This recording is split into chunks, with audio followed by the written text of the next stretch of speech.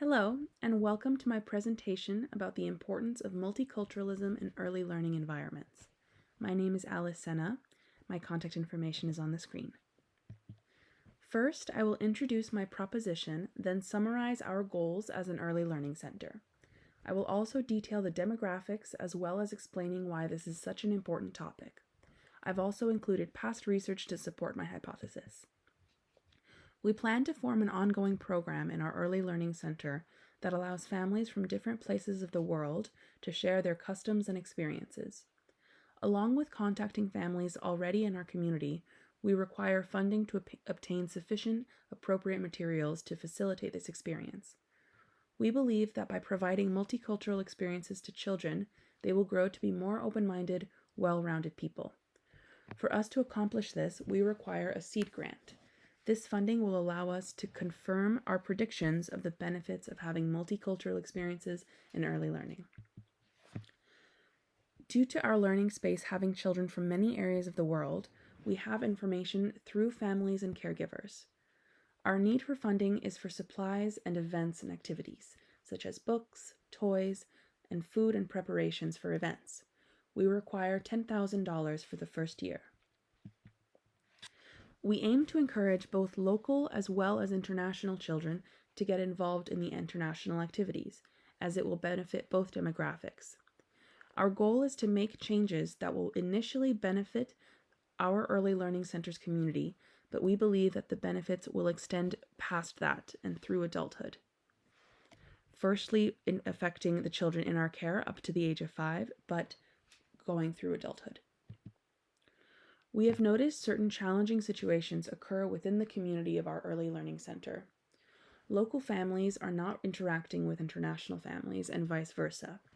Children are making subtle negative comments about each other's family traditions, especially revolving around food. While none of this is happening with cruel intentions, we believe it urgently needs to be addressed. Plum 2014 outlines how globalization often excludes education, which severely hinders how successful it is. Globalization is often seen as problematic rather than a positive direction the world is taking.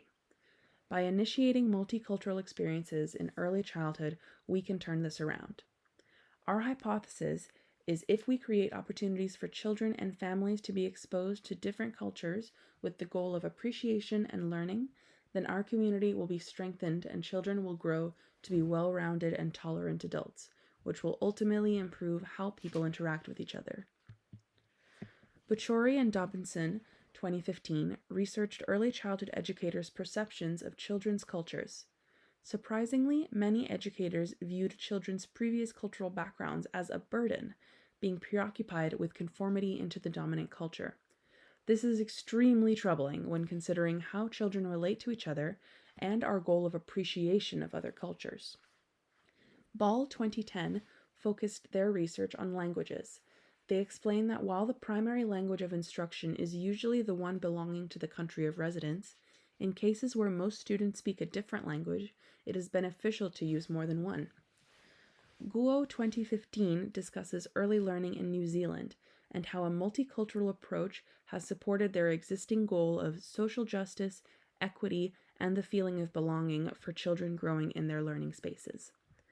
They detail that their program relies on being responsive to the needs and interests of children and families of minority cultures.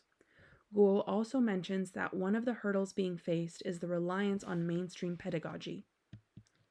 The activities we have considered, firstly, are the events and materials such as culturally relevant books and toys, show and tell with families, which would be once a week a caregiver is invited and encouraged to show and tell stories, items, and music from their culture.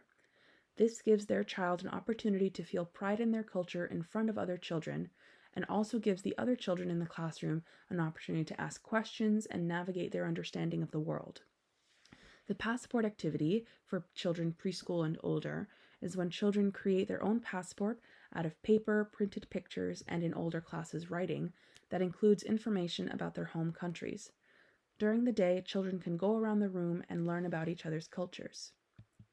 We strongly believe in our initiative and hope you consider supporting us. Thank you for watching my presentation. Have a nice day.